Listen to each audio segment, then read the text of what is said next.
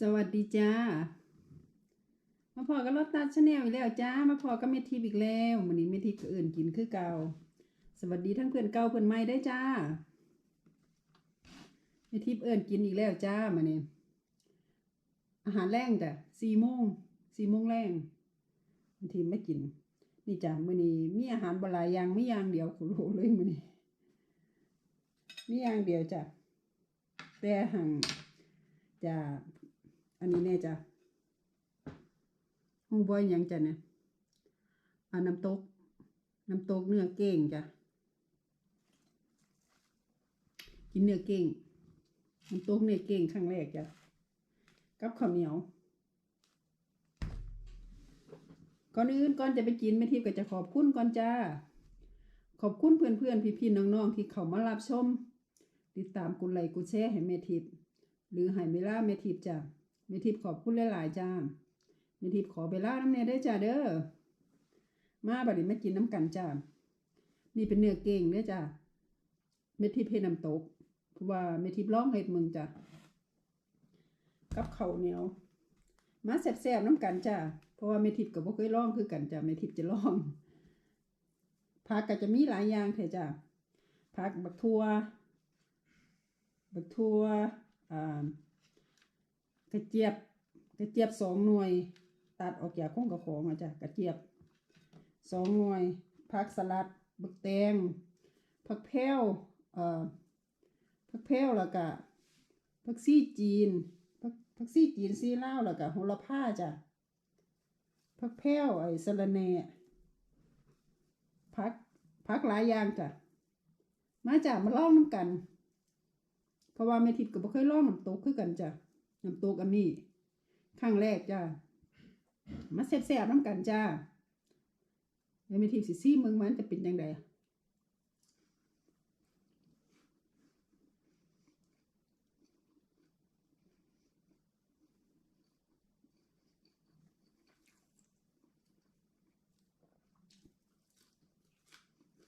ผักแพ้ว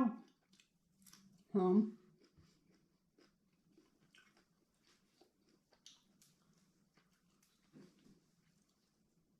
โหระพาแซ่บจ้ะแซ่บอยู่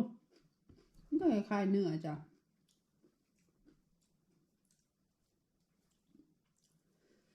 มันคล้ายๆเนื้อแต่ว่ามันจะบ่มีมัน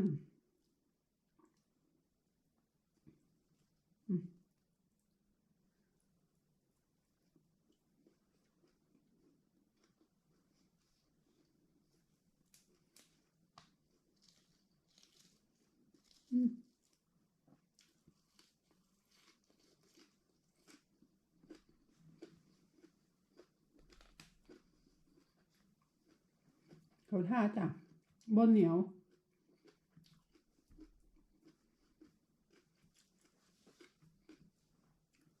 บ่เหนียวแล้วก็บ่มีมันจ้ะ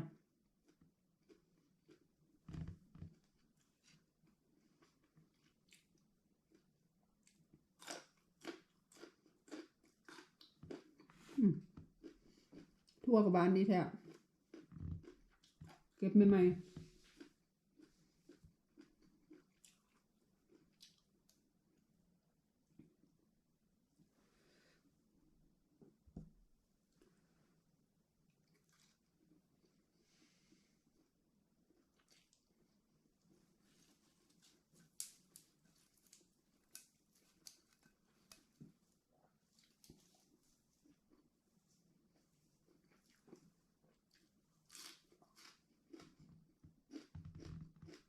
คือเนื้อจ้ะ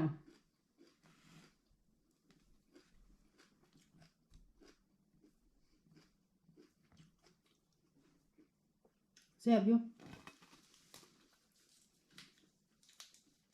ที่นี่เขากินได้จ้ะในเก่งถึงย่ำลาเขากับแต่ว่าก่อนเขาจะไปลาได้เขาต้องมีซื้อใบอนุญาตก่อนจ้ะครับ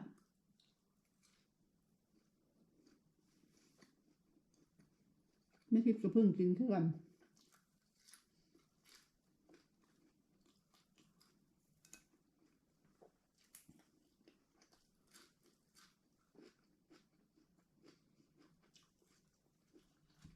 มันบ่เหนียวแล้วก็บ่มีมันนะจ๊ะ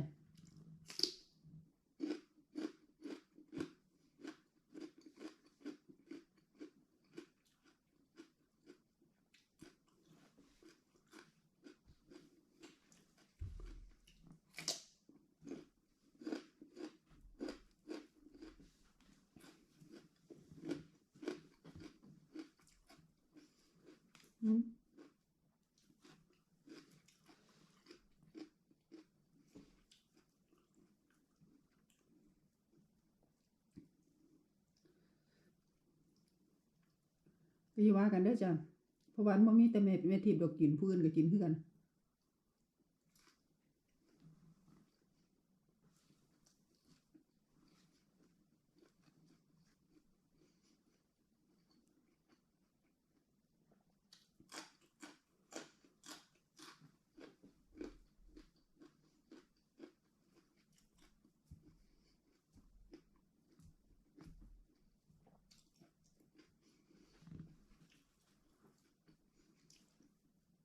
ก่อนเขาจะลามันเขาลาได้ยังไงจ้ะเขาจะเปิดมีเวลาเปิดเวลาปิดลาก็ต้องลากลางเว้นแล้วก็ต้องซื้อมีใบอนุญาต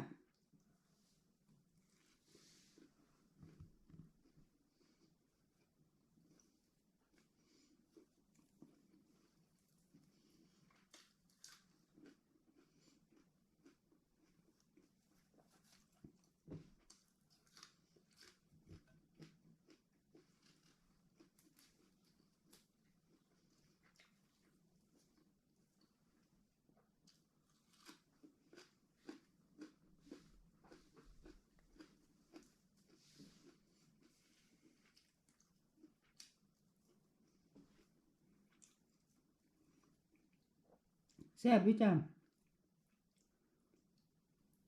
มันบ่มีมันเลยแม่จ้ะบ่มีมันเลย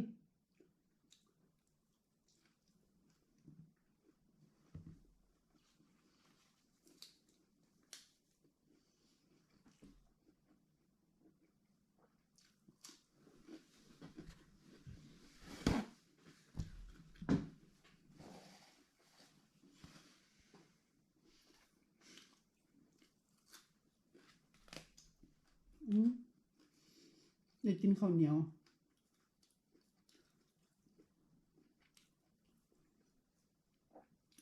ลืมอิ่มอีกเลยจ้ะคันได้กินข้าวเหนียวอ่ะ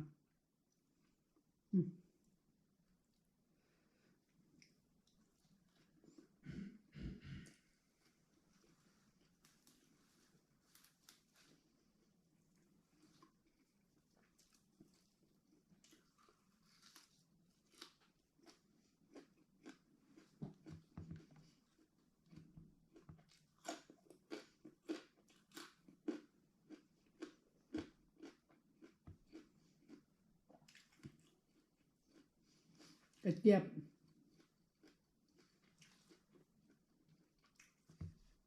มีที่ไปกินนิดเดียวได้แล้วจ้ะมันแก่แล้วอ่ะยังบ่ขาดยังอ่อนยังจัดตัวหนึ่งโอ้สิดาตัดบ่ขาดเลยจ้ะมันแน่ยำบ่หูว่ามันแก่ก็สั่นก็สิเอาไว้เอาแนวตัดออกมาว่ามันยังพันได้แก่น้ำตกย่าน้ำตกเก่ง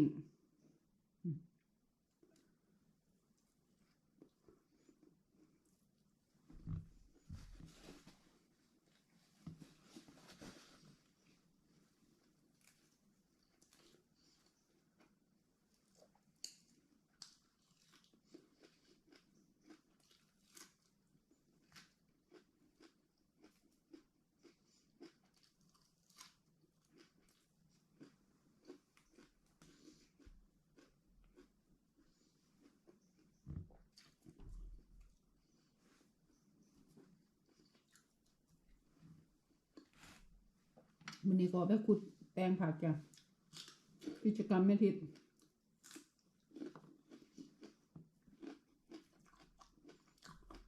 ขุดแปลงปลูกกระเทียมจ้ะเพราะว่ากระเทียมมันต้องลงก่อนหนาว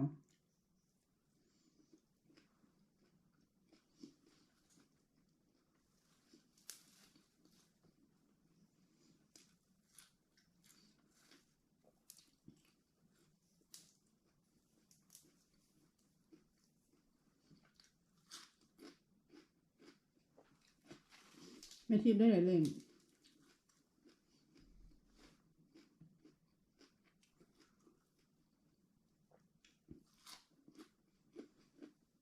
เล่งเฮ็ดแปลงมันจ้ะเพราะว่ามีทิพย์สิลงหลาย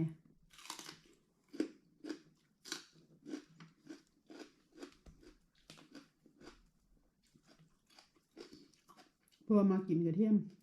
สิลงหลายอย่างไหมจ้ะสิลงทั้งหัวใหญ่หัวหน่อย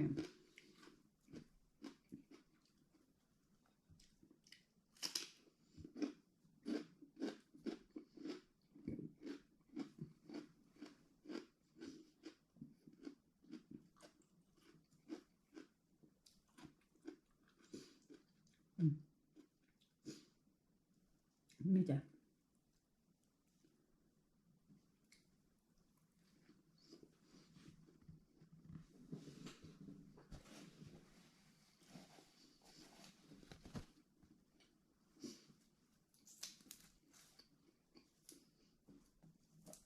ลูกซี่จีนก็งาม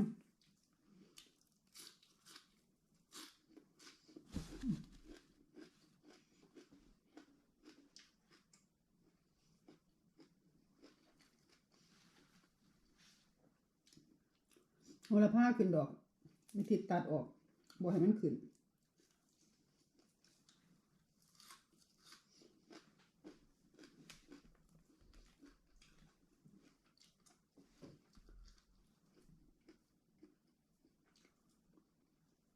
อีกอย่างแม่ทิพย์จะไปตัดมาแซ่ส่องแข็งไว้อยู่จ้ะพวกผักพวกกะเพราโหระพาไอ้พี่ตู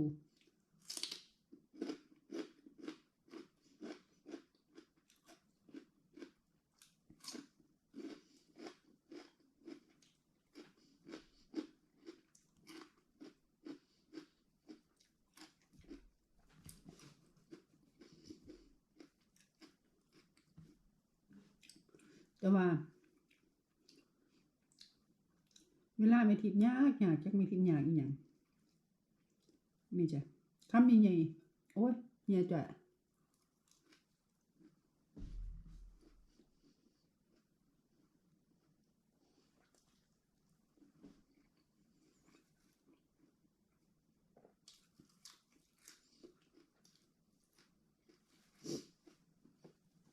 ผักชีลาวงามต้น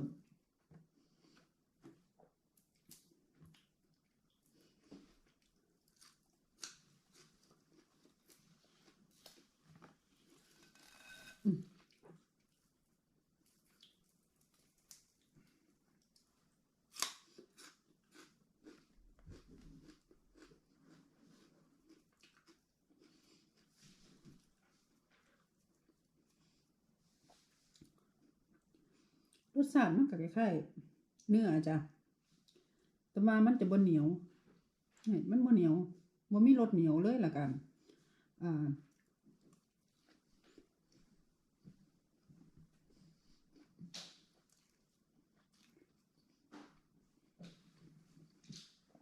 บ่มีมัน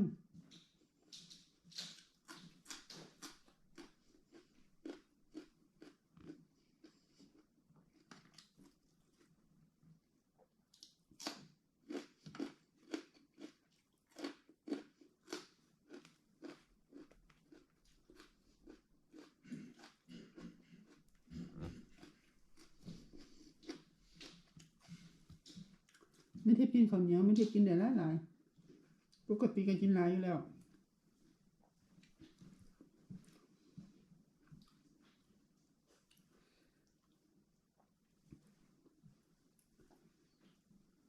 นี่จ้ะมาแซ่บน้ำกันจ้ะ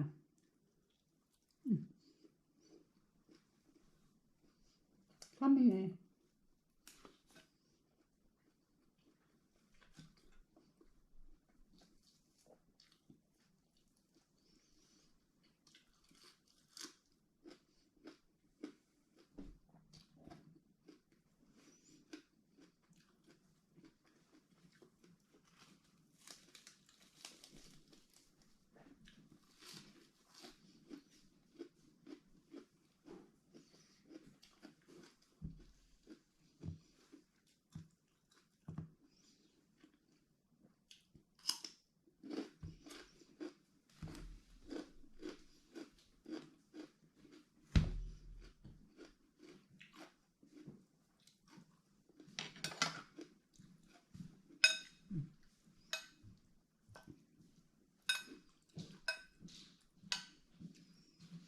โต๊ะ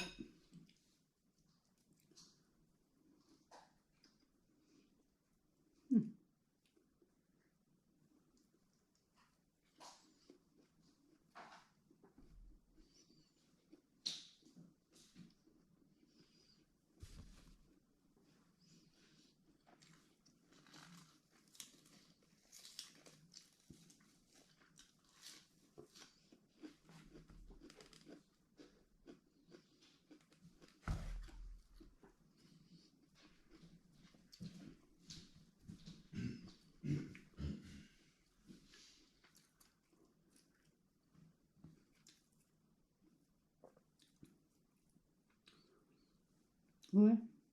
มันเข้าแบบนี้อิ่มบ่เป็น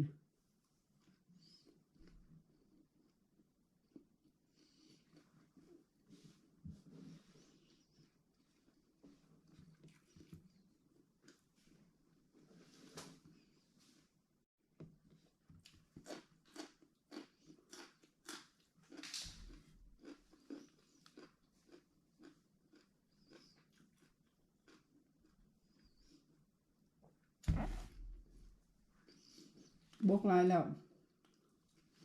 ไม่ทีนั้นแสบอยู่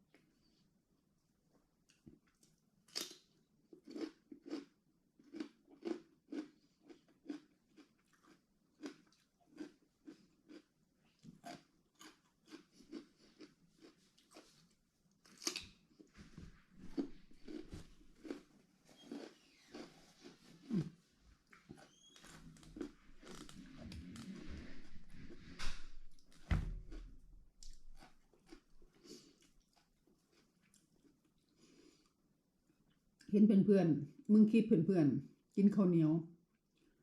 คืดอยากข้าวเหนียวเพราะว่าแม่ที่บ่ใครได้กินเพราะว่าบ่มีมื้อหนึ่งก็เลยบ่ใครกินจ้ะ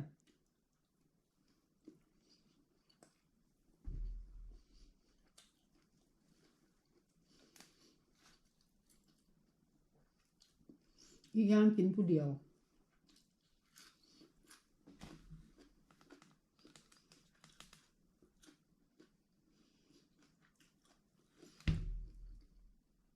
ก็เลยบ่ใครอย่างหนึ่งจ้ะเพราะว่าคันหนึ่งมาแล้วก็ต้องกินมันหมดแม่จ้ะแล้วโดนไม่ทีถึงหนึ่งกินเทียหนึ่ง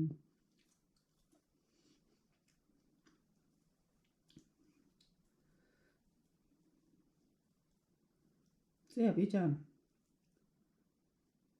เนื้อมันบ่มีมันเลย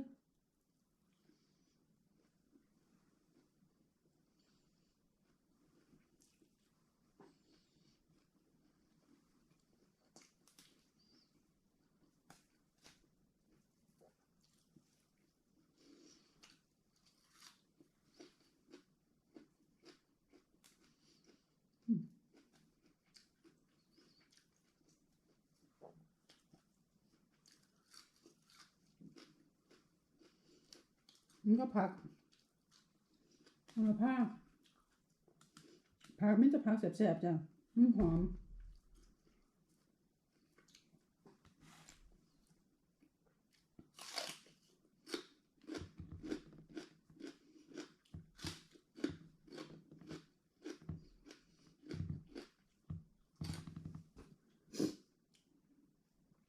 แซ่บแต่แซ่บแต่ไม่ทิพย์เผ็ดบ่เผ็ดถ้ามีพริกหน่วยกันน้ำแต่ไม่ทิพย์บ่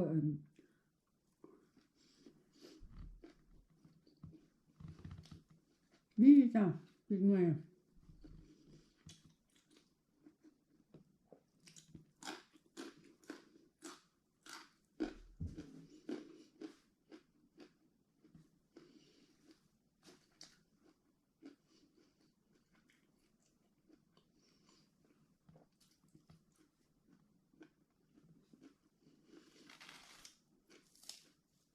ไม่ทิพย์บ่อยากให้ห้องแล้วบ่กินเลยบ่มากัน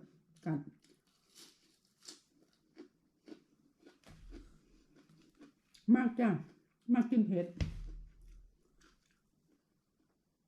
แต่ว่ากินแล้วก็มีปัญหา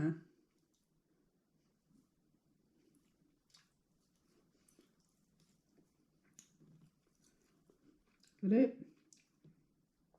ซ้ำดีกับพ่อเลยจ้ะ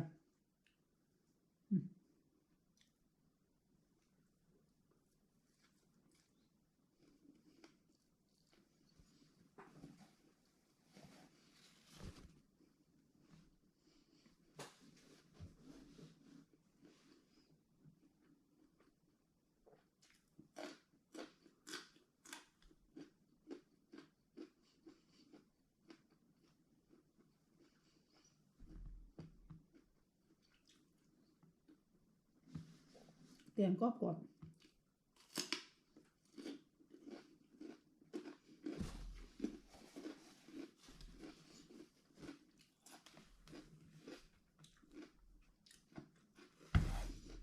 ที่ลายกระเจี๊ยบหน่อยนี่จ้ะกัดบ่ขาดเลยเห็นมี2 หน่วยนะทิพย์ก็เลยตัดมาว่ามันสิบ่อันแก่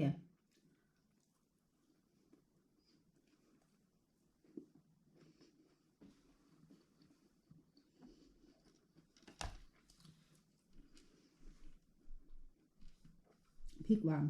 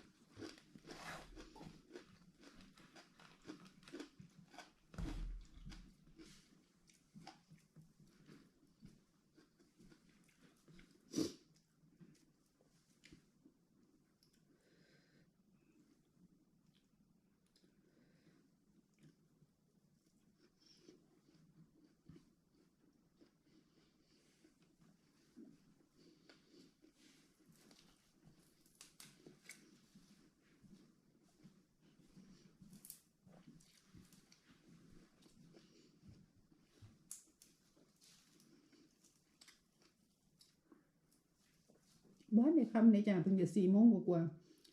แต่ว่ามันบ่มีแดด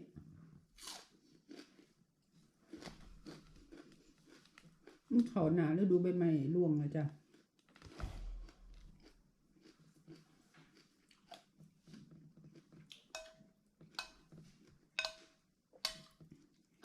กินหลายครับ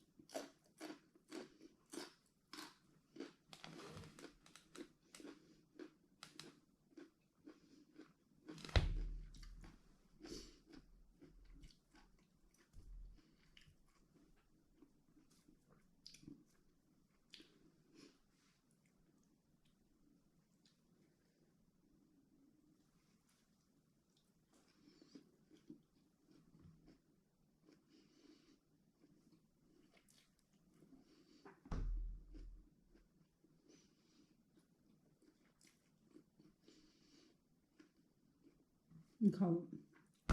ขนาดเขาพูนติดกินโบกลงไปหลายยังบ่ทัน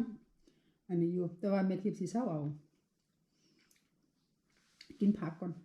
เขาพ่อแล้วจ้ะ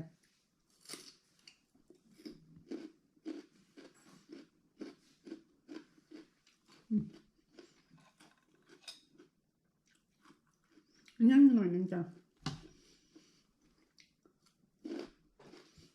แซ่บอยู่จ้ะเฮ็ดน้ำตกออกมา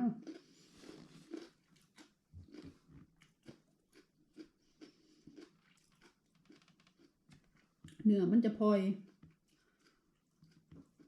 เนื้อมันบ่เหนียวมันพลอยแล้วก็มันก็คือเนื้อจ้ะคือเนื้องัวจังซั่นนะจ้ะแต่เนื้อมันจะพลอยแล้วก็บ่มีมันเลยจ้ะบ่มีมันจังเม็ดเลยแซ่บอยู่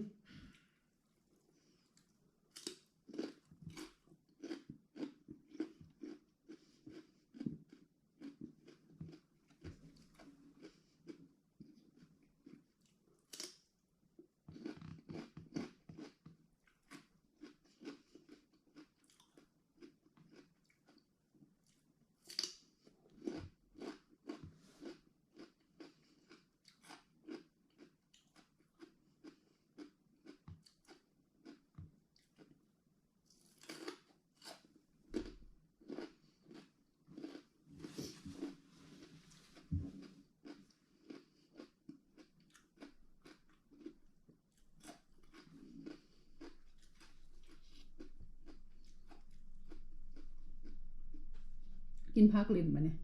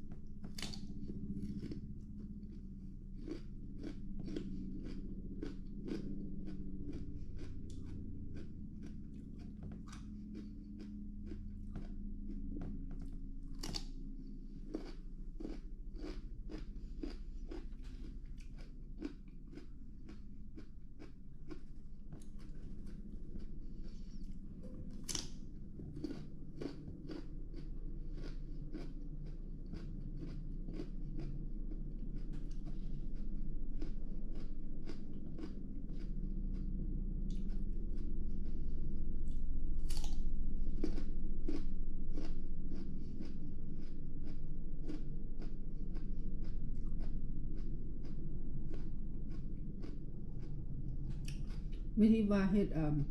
เจ้าห่อนก็สิแซ่บเพื่อกันจ้ะเนื้อนี่เพราะว่ามันบ่เหนียวเลยเนื้อพลอย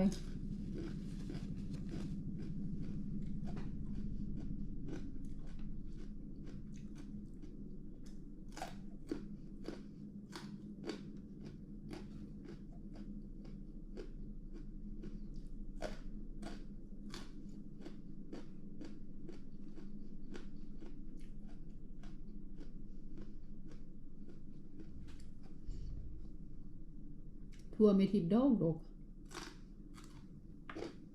แต่นี้ยังบ่ทันเนาะจ้ะ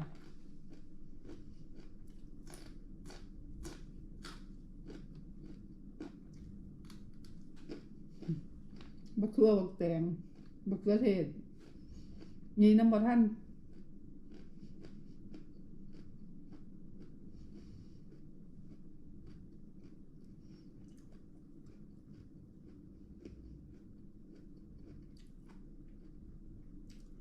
อาจารย์คลิปนี้ไม่ทิพย์ก็จะไปก่อนจ้ะ